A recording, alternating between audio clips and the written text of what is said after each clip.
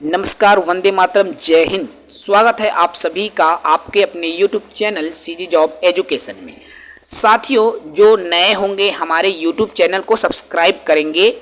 इस वीडियो में हम 100 अति महत्वपूर्ण शिक्षण शास्त्र, जो कि गणित के शिक्षण क्लास है, गणित के शिक्षण शास्त्र की कक्षाएं हैं, जो हम आज की इस वीडियो में प्रश्न लेने जा रहे हैं। 100 अति महत्वपूर्ण जो कि प्रीवियस ईयर क्वेश्चंस हैं।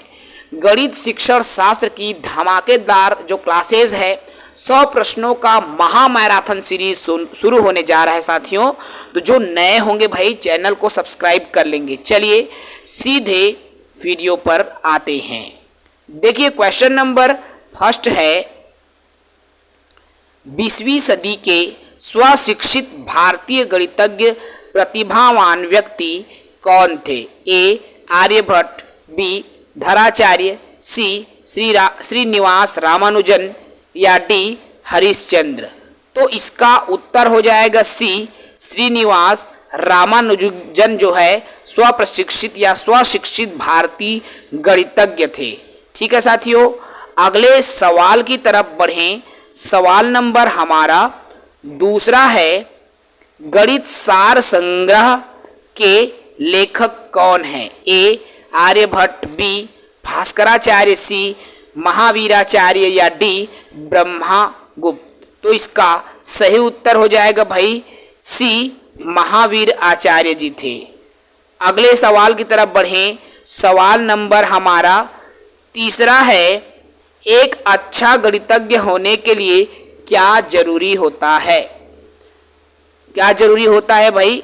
सवालों के उत्तर देने की तकनीक में निपुणता, अधिकतर सूत्रों को याद करना, बहुत जल्दी सवालों को हल करना, या ऑप्शन नंबर डी है, सभी अवधारणाओं को समझना, लागू करना और उसमें संबंध स्थापित करना। तो डी इसका सही उत्तर हो जाएगा।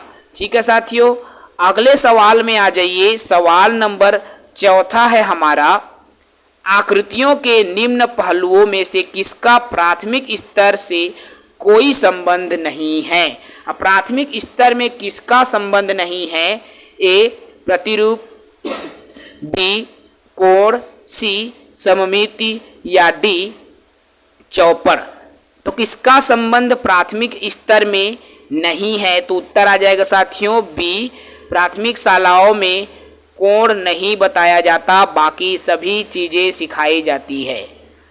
अगला सवाल है सवाल नंबर 5। देखो, सवाल नंबर 5 है, गणित से डरने और उसमें फेल होने के लिए निम्न में से किसे एक कारण नहीं माना जा सकता? नेगेटिव को ध्यान देना है। कक्ष के अनुभव, प्रतीकात्मक संकेत, गणित की संरचना, तो लैंगिक भेद इसको एक कारण नहीं माना।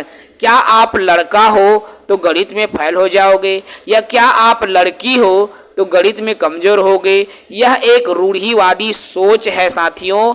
ना तो लड़का गणित में गधे होते हैं, लड़कियां गणित में कमजोर होती है। ये जो शब्द है पूरी तरीके से निगेटिव है। सवाल नंबर है हमारा 6वां, प्राथमिक स्तर पर गणित की पहेलियां क्या मदद करती है? क्लासरूम के प्रतिभा संपन्न विद्यार्थियों को पहचानने, विद्यार्थियों का मनोरंजन प्रदान करने, समस्या सुलझाने के कौशल, या अगले सवाल की तरफ बढ़ते हैं भाई। देखो, सवाल नंबर थोड़ा सा ये हो गया था। सवाल नंबर 6वां में डी आ जाओ, तो समस्या सुलझाने में प्रोत्साहित। तो उसका उत्तर क्या हो जाएगा भाई? क्लास के प्रतिभा संपन्न विद्यार्थी समस्या सुलझाने के कौशल को परखने के रूप में प्राथमिक स्तर पर जो पहेलियां हैं मदद करती है। ठीक है भाई, लेकिन यहाँ पर सबसे सटीक उत्तर समस्या सुलझाने के प्रतिभा को प्रोत्साहित करने में डी ज्यादा सटीक आ रहा है भाई। तो डी इसका सही उत्तर हो जाएगा। अगले सवाल है सवाल नंबर 7वां। देखो, उत्तर सो हो गया। गणित संचारण क्या उल्लेख करता है? गणितीय विचारों को समाहित एवं संगठित, समस्याओं को सुलझाने की क्षमता, गणित प्रश्नोत्तरी में भाग लेने की प्रतिभा, गणित की कक्षा में बोलने की क्षमता। तो उत्तर आ जाएगा गणितीय विचारों को समाहित एवं संगठित करने की क्षमता, उत्तर आ जाएगा। ठीक है भाई। चलिए सवाल नंबर 8 है। 8वां प्रश्न क्या है, यदि एक शिक्षार्थी पूर्णांकों और भिन्नों और दशमलव संख्याओं पर चारों आधारभूत संक्रियाएं संपन्न करने में समर्थ है तो वह कौन सी अवस्था में है? विभाजनात्मक अवस्था, उपादान अवस्था, संक्रियात्मक अवस्था या परिमाणात्मक अवस्था? उत्तर हो जाएगा भाई संक्रियात्मक अवस्था है, जिसमें वो चारों संक्रियाओं जिसमें जोड़, घटाव, गुणा और भाग सभी आवश्यक जो संक्रियाएं हैं उसको कर पा रहा है। उत्तर नंबर देखो, ये प्रश्न 9 है साथियों। प्राथमिक स्तर पर गणित की अच्छी पाठ्य पुस्तक के लिए निम्न में से कौन सी विशेषता महत्वपूर्ण है? ए, उसमें अवधारणाओं का परिचय संदर्भों के द्वारा हो, केवल बहुत से अभ्यास होने चाहिए, आकर्षक और रंगीन हो, मोटी और बड़ी होना चाहिए। तो सही और सटीक उत्तर क्या हो जाएगा मित्रों? इसका सटीक उत्तर हो जाएगा ए, अवधारणाओं का जो परिचय है संदर्भों के द्वारा दिया जाना चाहिए। प्रश्न क्रमांक 10वां है। देखो, एक बच्चा जिस अवस्था में सभी संबंधी संक्रियाओं को करने में सक्षम है तथा भिन्नों के संप्रत्यय की व्याख्या करने में सक्षम है, कौन सी अवस्था में है भाई? ए, विभाजनात्मक अवस्था, दूसरा है संख्यात्मक अवस्था, तीसरा है या सी आरंभिक अवस्था, या डी परिमाणात्मक अवस्था? तो उत्तर हो जाएगा बी संक्रियात्मक अवस्था, जिसमें सभी संक्रियाओं को करने की यहाँ बात आ रही है। अगले सवाल में आइए, सवाल नंबर 11वां। देखो, कक्षा 3 में गुणन की इकाई में अनुमोदित मूल संकल्पना क्या है? तो गुणन की जो मूल संकल्पना की बात है तो 2 अंकी संख्या को 2 अंकी संख्या से गुणा करना, गुणन के गुणधर्म क्रम गुणन, समूह गुणन। तो क्या होगा भाई? इसका सही उत्तर भी हो जाएगा गुणन के गुणधर्म। ठीक है। अगले सवाल नंबर 12 है। देखो, भिन्न की इकाई से शिक्षक ने छात्रों से किन्हीं 5 भिन्नों की सूची बनाने के लिए कहा। यह कथन क्या संकेत करता है? सोचने के उच्च स्तर, विश्लेषणात्मक स्तर, त्रिविमीय सोच को या सोचने के निम्न स्तर को?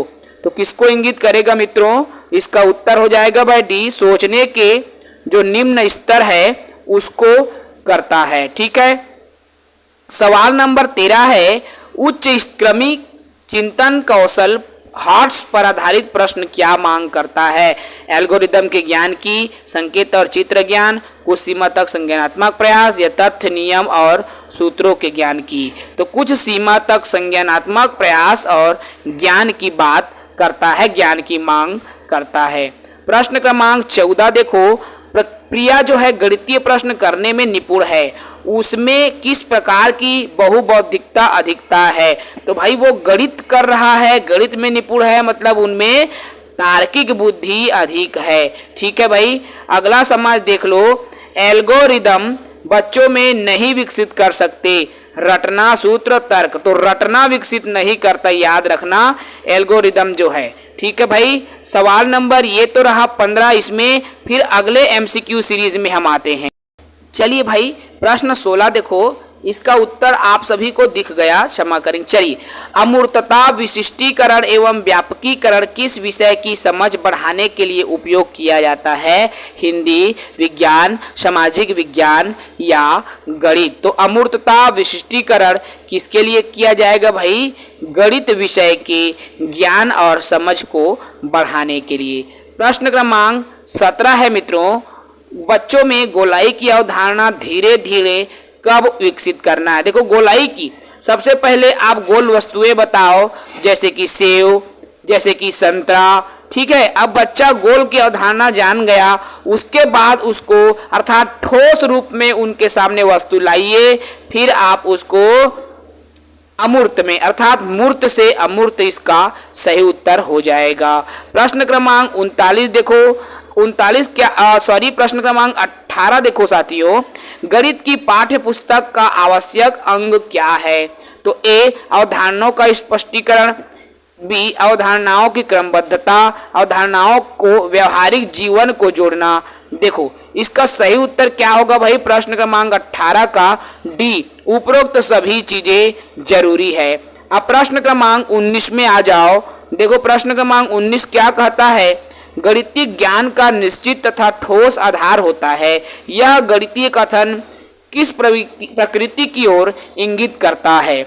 ए कठिन, बी अलंकारित, सी तार्किक या डी आलोचनात्मक।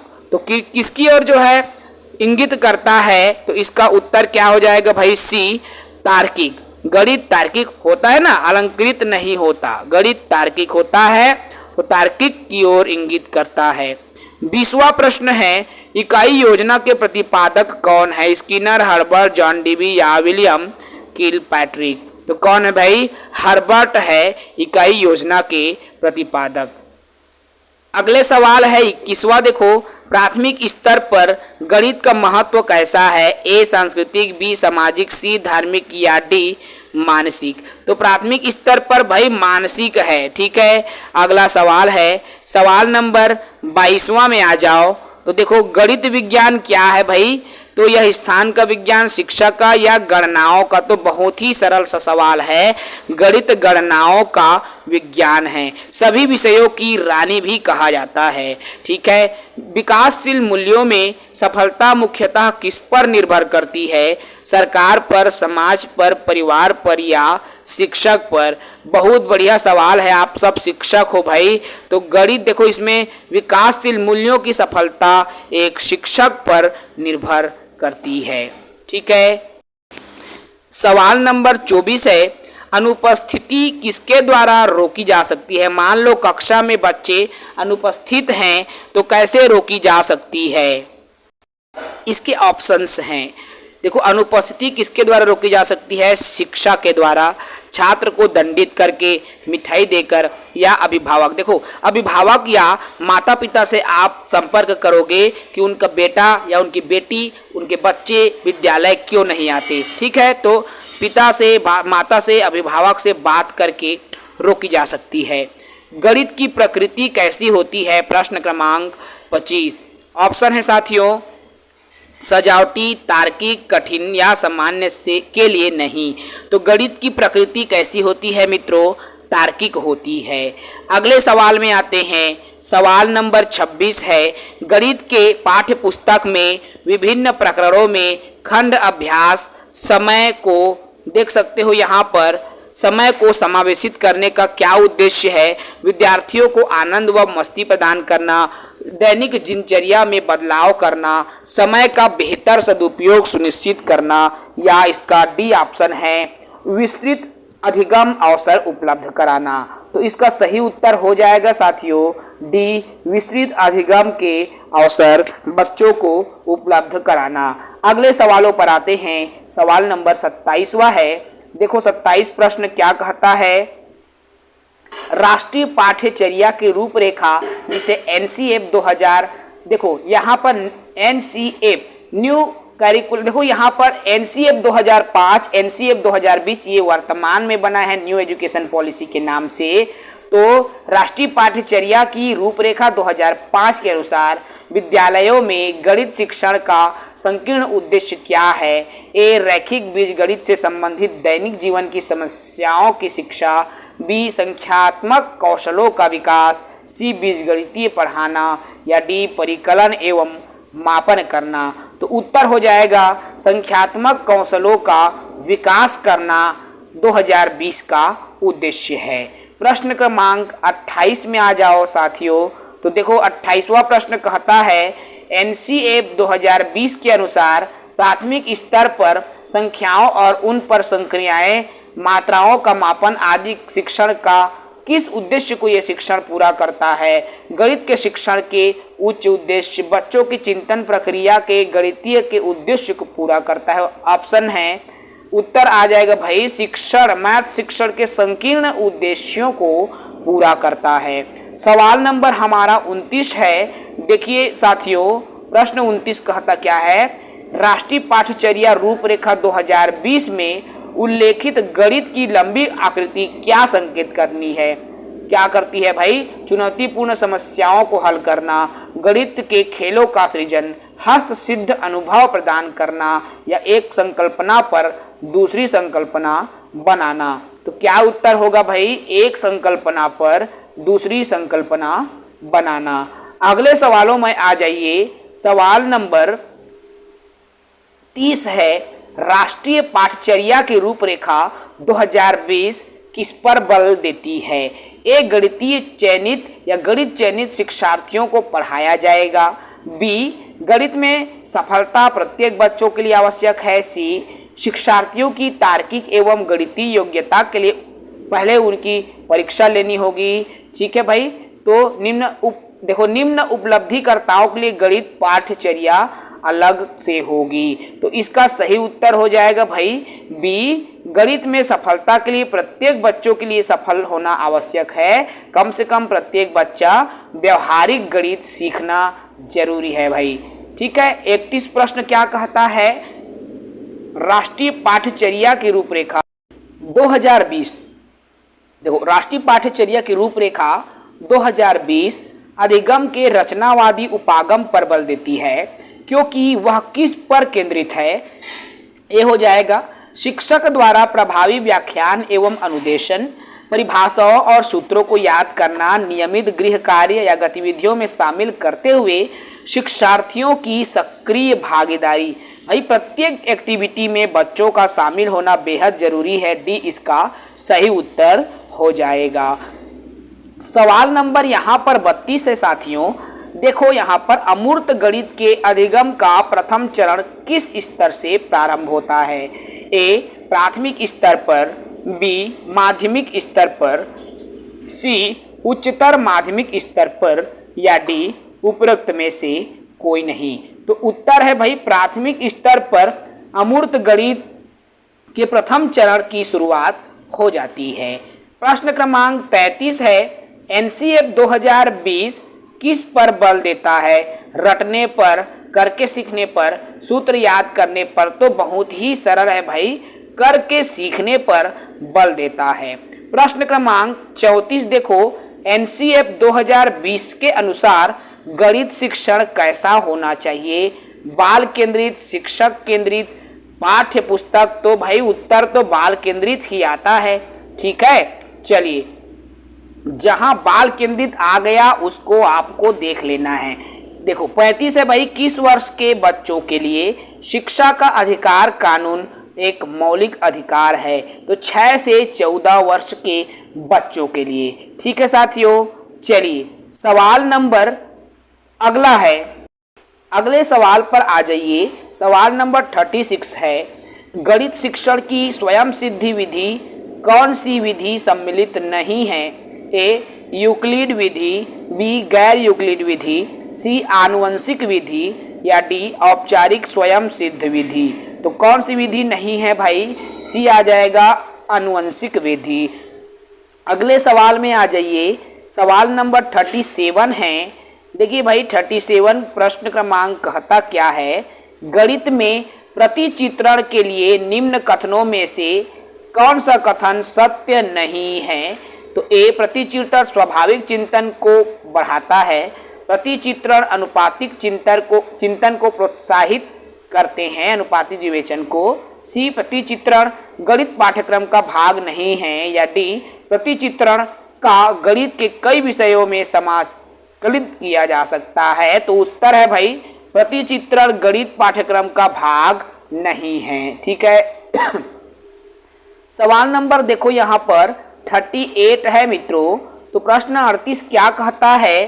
2 अंकी संख्या को दूसरे 1 अंकी या 2 अंकी संख्या से गुणा करने की प्रक्रिया को समझने में या समझने के लिए निम्न में से कौन सी पूर्व जानकारी होना आवश्यक है? योग का क्रम विनिमय, गुणन का क्रम विनिमय, गुणन योग पर वितरण के रूप में, या गुणन विभाजन के प्रतिलोम। उत्तर हो जाएगा भाई सी, गुणन योग पर वितरण के रूप में।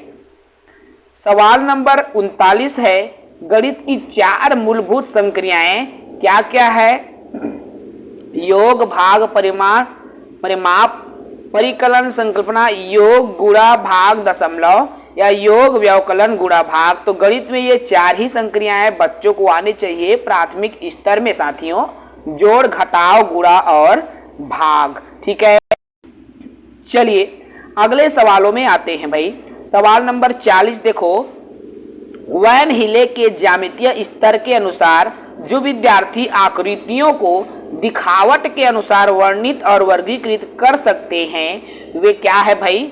स्तर 1, स्तर 2, स्तर 3, अलग अलग स्तर है कि जिसमें स्तर 1 विश्लेषण, स्तर 2 अनौपचारिक नियंत्रण या स्तर 3।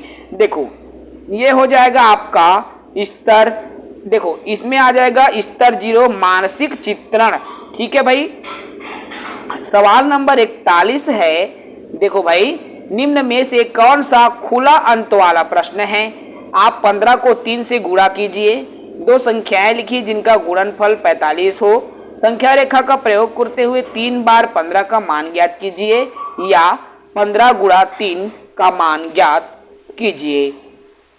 तो कोई दो संख्याएं इसमें देखो भाई खुला उत्तर वाला यहाँ पर बोला जा रहा है, तो देखो 15 को देखो यहाँ पर खुला, कौन सा खुला अंत वाले प्रश्न हैं, तो आंसर में क्या आ जाएगा भाई? आप 15 को 3 से गुणा किस प्रकार करते हैं? देखो इसमें गुणा करने की जो प्रक्रिया है कई तरीके से हो सकती है। ठीक है, ये खुला उत्तर वाला प्रश्न है। आप या तो 15 को 3 से 15 गुणा 3 कर सकते हो, आप चाहो 3 गुणा 15 कर सकते हो, आप चाहो 3 की जोड़ करके कर सकते हो, मतलब खुला है ये, समझ रहे हैं। चलिए सवाल नंबर 42 देखो, प्राथमिक स्तर के बच्चे की दी गई आकृतियों को उनकी दिखावट आधार पर वर्गीकृत करने के योग्य है, वे हाइल के अनुसार वह ज्यामिति के किस स्तर पर है? विश्लेषणात्मक, अनौपचारिक, औपचारिक या मानसिक चित्रण? तो उत्तर होगा भाई मानसिक चित्रण की अवस्था में है। ठीक है। चलिए सवाल नंबर 43 देखो, तो 43 क्या कहता है? प्रायः विद्यार्थी दशमलव संख्याओं की तुलना में त्रुटि करते हैं, उदाहरण के लिए 0.50 0.5 से बड़ा है। इस त्रुटि का सर्वाधिक संभावित कारण क्या हो सकता है भाई? क्रमिक दशमलव में शून्य की सार्थकता को से संबंधित भ्रांति या कक्षा में इस प्रकार के सवालों के अभ्यास का अभाव या संख्या रेखा। देखो उत्तर आ जाएगा भाई क्रमिक दशमलव में शून्य की सार्थकता से संबंधित भ्रांतिपूर्ण संकल्पना बच्चों के दिमाग में होने की वजह से ये गलती करते हैं। सवाल नंबर है साथियों आपका 44। देखो 44वां प्रश्न क्या कहता है? पियाजे का विश्वास था कि सामाजिक अनुदेशन का सीखना होता है और गणित का एक शिक्षक पियाजे के सिद्धांत में क्या विश्वास करते हैं? सामूहिक परियोजना और सामूहिक परिचर्चा का प्रयोग। तो भाई इसका सही उत्तर यही होगा ना, सामूहिक परियोजना, सामाजिक बात की गई है भाई पियाजे द्वारा, तो सामूहिक परियोजना इसका उत्तर आ जाएगा। सवाल नंबर हमारा 45 है साथियों।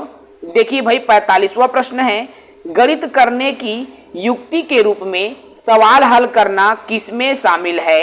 ए अनुमान लगाना, बी व्यापक, सी हल पर पहुंचने के लिए संकेतों का प्रयोग या डी क्रियाकलाप आधारित उपागम। तो उत्तर क्या आ जाएगा मित्रों? तो देखो भाई इसका उत्तर क्या आ जाएगा? डी इसका सही उत्तर होगा। क्रियाकलाप आधारित आपको उपागम करना है सवाल हल करने के लिए। ठीक है। चलिए सवाल नंबर 46 को पढ़िए। गणित शिक्षण की आगमन विधि का सिद्धांत किस ओर संकेत करता है? तो आगमन विधि का सिद्धांत किस ओर संकेत करेगा भाई?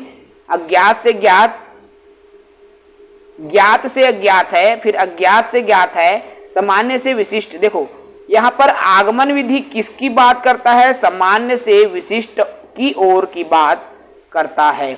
सवाल नंबर देखो 47 है, बीजगणितीय सूत्र का अधिगम क्या है? जल्दी से आंसर दे दीजिए। तो देखिए भाई ए विशिष्टीकरण, बी व्यापीकरण, सी अमूर्तकरण या इनमें से कोई नहीं। तो गणितीय सूत्र का अधिगम क्या है भाई? व्यापकीकरण है।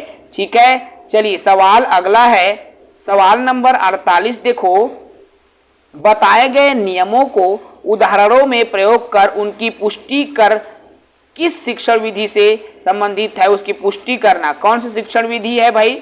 उदाहरणों का प्रयोग कर, मतलब ये आगमन विधि का उपयोग किया जा रहा है। अगले सवाल में आते हैं, सवाल नंबर 49 में आ जाओ। नियम से उदाहरण की ओर किस विधि में जाते हैं मित्रों? तो निगमन विधि में जाते हैं। आप सभी इससे अवगत होंगे। सवाल अगला है, सवाल नंबर 50 देखो। एक विद्यार्थी 8 मीटर लंबे 5 मीटर चौड़े आयत का परिमाप ज्ञात करने के लिए निम्न क्रिया की परिमाप 5 धन 8 धन 5 बराबर 26 मीटर विद्यार्थी का हल आया है, तो किस शिक्षण विधि पर आधारित है? आगमन, निगमन, विश्लेषण या संश्लेषण? तो उत्तर हो जाएगा भाई ये आगमन विधि। सूत्र को नहीं बताया गया है, पहले उसको समझा दिया गया है।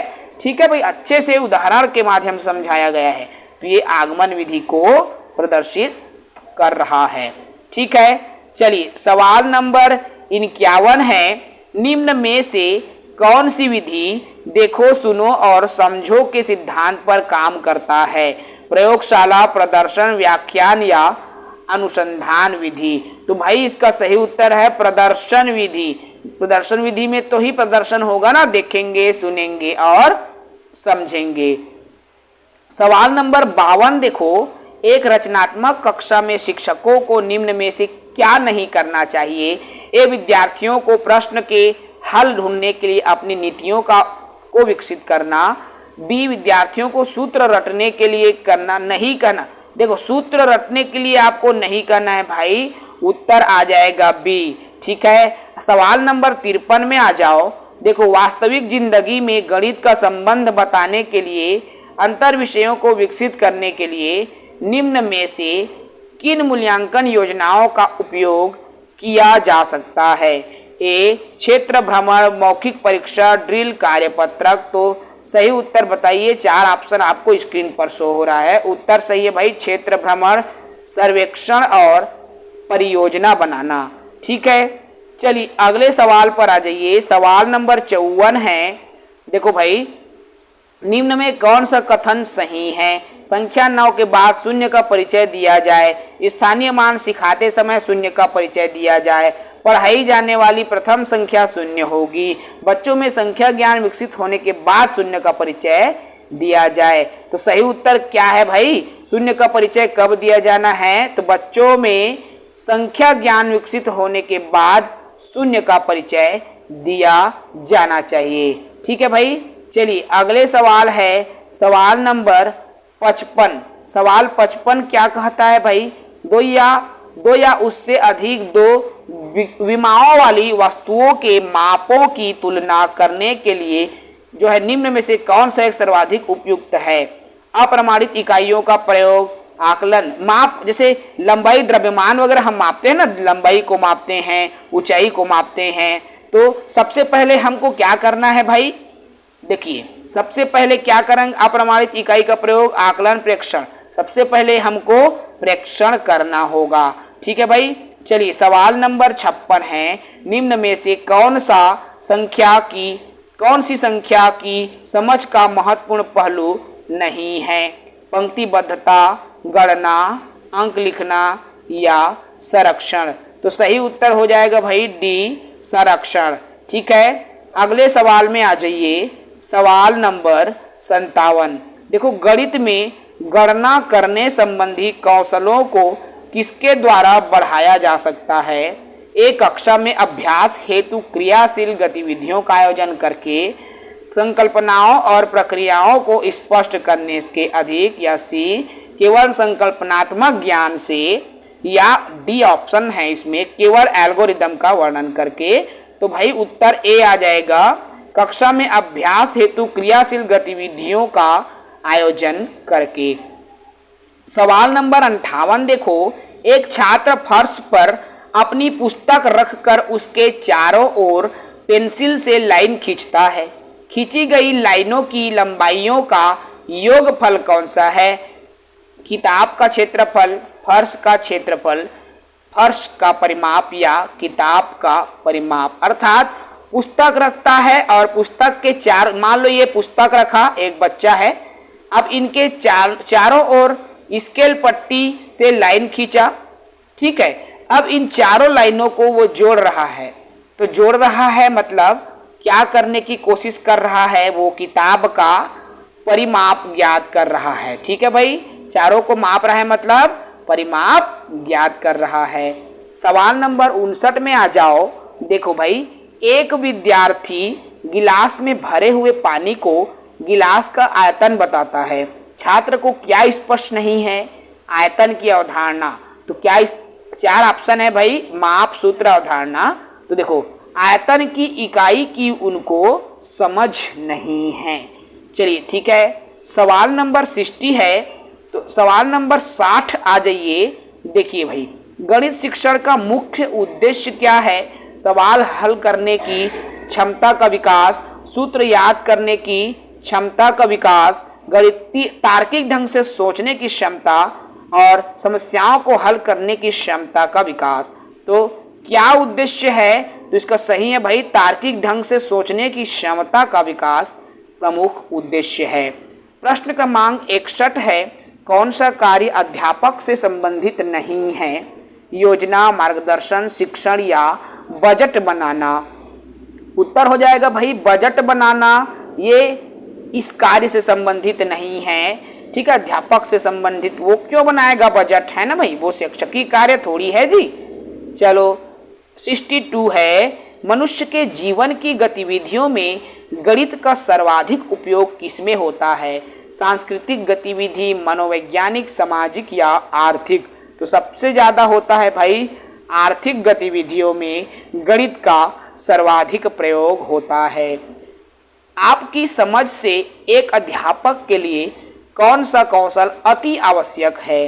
बच्चों को ज्ञान की खोज के लिए प्रोत्साहित करना, बच्चों के लिए सभी सूचना नो, बच्चों की विषम स्मरण वाली बात। तो भाई ए इसका बिल्कुल सटीक और सही उत्तर हो जाएगा, पॉजिटिव है, प्रोत्साहित।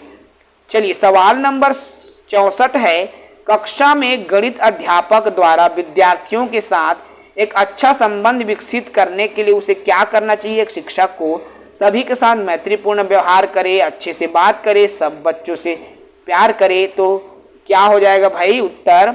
व्यक्तिगत रूप से सभी बच्चों पर ध्यान दे। और इसी को क्या बोलते हैं भाई? व्यक्तिगत भिन्नता, है ना। प्रत्येक बच्चे भिन्न है ना, और सब पर ध्यान दिया जाए। सवाल 65 है, एक गणित अध्यापक बच्चों में गणना करने की शक्तियों का निम्न में से किसके द्वारा विकास कर सकता है या बढ़ाया जा सकता है? संकल्पनाओं को स्पष्ट करते हुए अभ्यास करवाना, शिक्षण के दौरान कक्षा में क्रियाशील गतिविधियों का आयोजन। तो भाई प्रमुख जो मुख्य क्या है, जो इम्पोर्टेंट ये बिंदु आता है, तो शिक्षण के दौरान कक्षा में क्रियाशील गतिविधियों का आयोजन। ठीक है, चलिए ये है 66। तो शिक्षा की बैंकिंग मॉडल में से कौन सा सही है? तो बैंकिंग मॉडल में निम्न में से कथन सही नहीं है। यह विद्यार्थियों को जानकारी देता है, सही है। विद्यार्थियों को ज्ञान देता है, कौशल विकसित नहीं करता मेरे मित्र। ठीक है भाई, रटना में देखो समझ, हाँ ये समझ भी विकसित नहीं कर, गणित बनाने का कौशल तो आ जाएगा बिल्कुल, लेकिन यहाँ समझ विकसित नहीं होगा। तो आंसर चेंज कर लोगे, आंसर डी में आ जाएगा। ठीक है, चलिए 67 में आ जाइए। तो देखिए 67 क्या है? भिन्नों की संकल्पना से परिचित कराने के लिए एक अध्यापक क्या प्रारंभ कर सकता है? साथियों, विभिन्न भिन्नों के अंश और हरों को की पहचान, या एक संख्या रेखा पर भिन्नों को ज्ञात कराकर भिन्नों को a अनुपात b के अनुपात में, या उसके आसपास की वस्तुओं के भिन्नात्मक भागों की पहचान। तो उसके आसपास उनके दैनिक जीवन से आप जोड़ने का प्रयास कर रहे हो। ऑप्शन डी उत्तर आ जाएगा। चलिए सवाल नंबर 68 है, किसी विद्यार्थी में निम्न में से क्या आंकना चाहिए? गणितीय संप्रेषण, बिना समझे रटने की क्षमता, शिक्षक को समझने की क्षमता, या अवधारणाएं न समझने पर भी प्रश्न पूछने की क्षमता। तो उत्तर आएगा भाई डी, क्या आंकना चाहिए? विद्यार्थियों में अवधारणा न समझने पर, हाँ अवधारणा अगर समझ नहीं आ रहा है तो बच्चे फिर से प्रश्न पूछे, ये बच्चों में आकलन होना चाहिए कि ये आना चाहिए, बच्चे ऐसा कर सके। चलिए सवाल नंबर 69 है भाई 69। प्राथमिक स्तर पर विद्यार्थियों को माप का संदर्भ पढ़ाने के लिए निम्न में से कौन सा कथन सत्य है? अप्रमाणित मापों का उपयोग प्रमाणित मापों के बाद करना है। प्रमाणित मापों का उपयोग अप्रमाणित मापों के बाद करना है। भाई इसका सही उत्तर क्या होगा मित्रों? बी हो जाएगा। सबसे पहले हम हब्बक से बच्चों को देखो, सीधा आप स्केल पट्टी लेकर नापना नहीं सिखाना है। सबसे पहले बच्चों को हाथ से नापना सिखाओ, बित्ते से नापना सिखाओ, उंगली से नापना सिखाओ। जब बच्चे अप्रमाणित माप सीख जाए, ठीक है, उसके बाद आप प्रमाणित मापों की ओर जाना आपको चाहिए। ठीक है भाई, चलिए अगले सवाल में आइए। सवाल नंबर 70 है। तो सवाल 70 क्या है भाई? शिक्षार्थियों के या शिक्षार्थी के गणितीय निष्पादन अवरोधन के साथ संबंधित चक्षुक स्मृति अवरोध का संभावित संकेतक है। संख्या रेखा का प्रयोग करने में कठिनाई, एक क्रम में गणना करने में कठिनाई, छोटे परिचालनों में व्यवहार करने में या गणितीय संबंधी तथ्यों के संधारण में। तो भाई इसका उत्तर डी हो जाएगा, है ना? ये है आपका सही उत्तर। ठीक है, तो चलिए इसके बाद में अन्य प्रश्न की ओर हम बढ़ते हैं। चलिए साथियों, हमने 70 प्रश्न देख लिया है। अगला है, इसको पहला भी बोल सकते हो आप और 71 भी बोल सकते हो। ठीक है भाई, तो प्रिया गणितीय प्रश्न करने में निपुण है, उनमें किस प्रकार की बौद्धिकता की अधिकता है? गणितीय प्रश्न कर रहा है तो उत्तर हो जाएगा भाई तार्किक बुद्धि उस बच्चे में अधिक है, अर्थात प्रिया में तार्किक बुद्धि अधिक है। सवाल नंबर 2 देखो, वस्तुनिष्ठ परीक्षण की सर्वाधिक महत्वपूर्ण विशेषता क्या है? तो ए विश्वसनीयता, दूसरा है वैधता, तीसरा है वस्तुनिष्ठता या चौथा है ये सभी। तो भाई इसका उत्तर क्या आ जाएगा मित्रों? देखिए इसका सही उत्तर आ जाएगा विश्वसनीयता। ठीक है, विश्वसनीयता का जो गुण है एक वस्तुनिष्ठ परीक्षण में होना चाहिए। सवाल नंबर अगला है, देखो अगले सवाल में आ जाओ। सवाल नंबर 3 क्या है? सर्वाधिक प्रभावशाली शिक्षण सामग्री है अप्रक्षेपित, प्रत्यक्ष अनुभव, प्रक्षेपित या इनमें से कोई नहीं। तो सही उत्तर क्या है भाई? देखो प्रत्यक्ष अनुभव बी इसका सही उत्तर हो जाएगा। अगला सवाल है सवाल नंबर 4। देखो इसमें मूल्यांकन का निकटतम संबंध होता है विषय वस्तु से, मूल्यांकन प्रविधि से, उद्देश्य से या सीखने की क्रियाओं से। तो उत्तर क्या हो जाएगा भाई इसका? उद्देश्यों से। किससे है भाई? उद्देश्यों से। ठीक है, अगले सवाल में आ जाइए। सवाल है सवाल नंबर 5। देखो अंक गणित की 4 मूलभूत संक्रियाएं हैं। और क्या क्या है भाई ये संक्रियाएं? योग। देखो भाई ये 4 आपको स्क्रीन पर शो हो रहा है। बहुत ही सरल सा प्रश्न है, सरल सा जवाब भी है, देख सकते हो आप। तो इसका उत्तर हो जाएगा चौथा। ठीक है भाई, जोड़ घटाव गुणा भाग हम बोलते हैं ना, तो यही है। चलिए प्रश्न 6वां क्या है? किस प्रकार के मूल्यांकन का मुख्य अभिप्राय विद्यार्थियों को फीडबैक देना है? रचनात्मक मूल्यांकन, निदानात्मक मूल्यांकन, सारांशात्मक मूल्यांकन या भविष्यात्मक मूल्यांकन। तो उत्तर क्या हो जाएगा भाई? रचनात्मक मूल्यांकन उत्तर आ जाएगा। 7वां प्रश्न, निम्न में कौन सा संख्या की समझ का महत्वपूर्ण पहलू नहीं है? पंक्तिबद्धता, गणना, अंक लिखना या संरक्षण। तो उत्तर क्या आ जाएगा भाई इसका? संरक्षण आ जाएगा डी। अगले सवाल में आ जाओ। सवाल नंबर 8 है, एनसीएफ 2005 के अनुसार विद्यालय में गणित शिक्षण का संकीर्ण उद्देश्य क्या है? रैखिक बीजगणित, संख्यात्मक कौशल। तो भाई उत्तर आ जाएगा संख्यात्मक कौशलों का विकास करना। क्वेश्चन नंबर 9 है।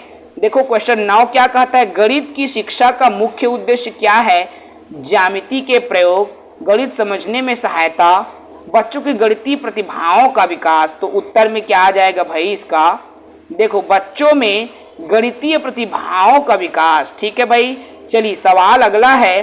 सवाल नंबर 10वां है, निम्न में से कौन सा खुला अंत वाले प्रश्न है? तो आप 15 को 3 से गुणा कर रहे हो, तो यही खुले अंत वाले प्रश्न हो जाएंगे।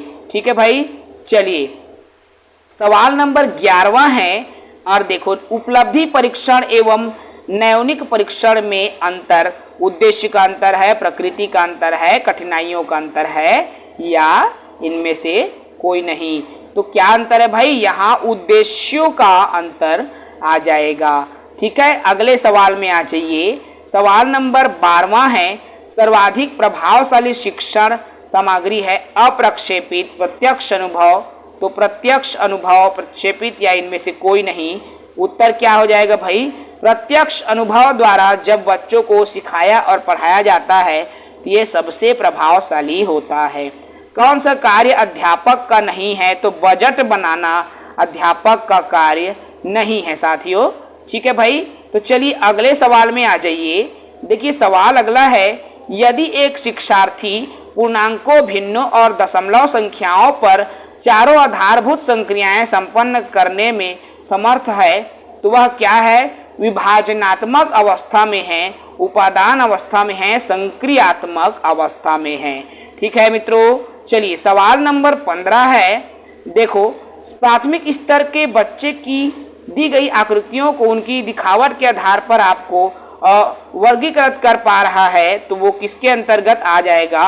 तो उत्तर हो जाएगा भाई वो मानसिक चित्रण स्तर पर है। ठीक है, सवाल अगला है, सवाल नंबर 16 में आ जाओ और देखो क्या कहता है। कई बच्चों को 44 लिखने कहने पर ग्रेड 2 के कुछ छात्रों ने इसे 404 लिखा। 44 लिखने को कहते हैं। अब एक शिक्षक के रूप में आप क्या करोगे? सही करें, बच्चे को बोलोगे ठोस सामग्री का उपयोग करके विनिमय के सिद्धांत को समझाएंगे। तो आप देखो उसको ठोस सामग्री का उपयोग करके मतलब आप उसको सिखाने का प्रयास करोगे। ठीक है भाई, 17 प्रश्न देखो, निम्न में से कौन सा गणित में कम करने के सहायक हो सकते हैं? जेंडर, सामाजिक, सांस्कृतिक। तो जेंडर, सामाजिक, गणित की प्रकृति, व्यक्ति की क्षमता।